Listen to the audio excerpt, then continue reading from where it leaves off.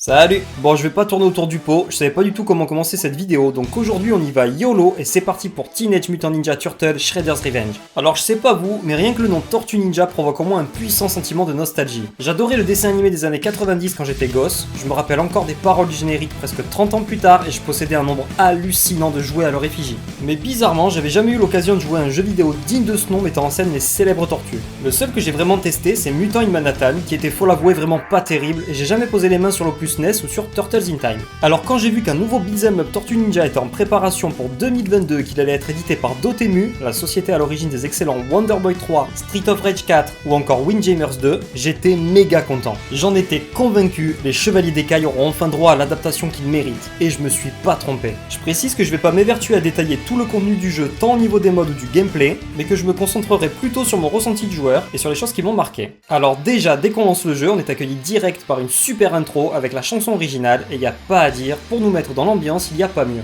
Donc c'est parti pour le mode histoire, et premier truc qui m'a fait quelque chose, c'est qu'on peut incarner non seulement les 4 tortues, à savoir Léo, Don, Mikey et Raph, April, pourquoi pas, et surtout Splinter. J'avoue que rien que ça m'a hypé. Ensuite, on déboule dans le premier stage et premier constat, le jeu est vraiment beau. Les couleurs pètent la rétine, les sprites des persos et ennemis sont gros et regorgent de petites animations amusantes et le choix du pixel ajoute une petite touche rétro qui ravira les fans de Turtles in Time. Le tout est très fluide et progresser dans chacun des niveaux du jeu est un pur régal, surtout qu'il n'y en a pas deux qui se ressemblent. Un autre truc qui m'a grave plu, les boss. Que ce soit la présentation de leur silhouette en mode suspense au début de chaque stage, leur intro avant chaque affrontement ou tout simplement leur chara design, j'ai adoré les combattre à chaque fin de niveau et j'avais toujours hâte de découvrir les suivants. Mention spéciale au genre de Mecha Shredder et au boss final qui m'a sidéré. Vraiment, ce combat dépassait toutes mes attentes. Et qu'est-ce qu'il faut pour rendre des combats de boss mémorables? De super musique bien sûr. Et ben ça tombe bien, ce TMNT en est plein à craquer. Que ce soit avec les remixes de l'intro de l'animé, des thèmes plus classiques ou carrément des chansons rock,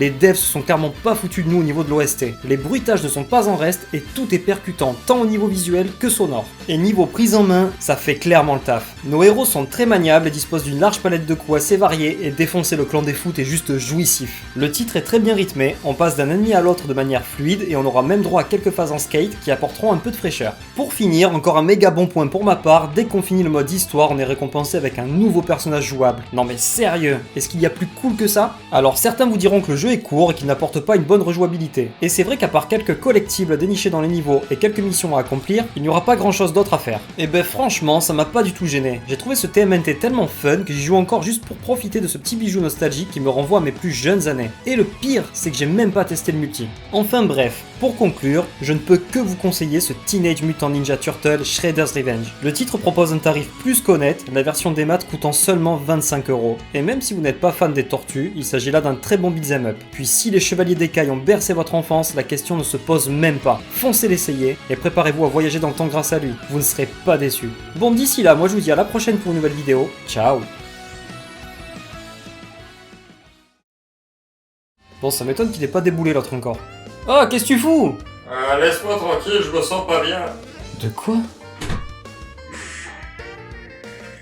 Mais qu'est-ce que tu fous par terre? Et c'est toi qui as jambé partout là?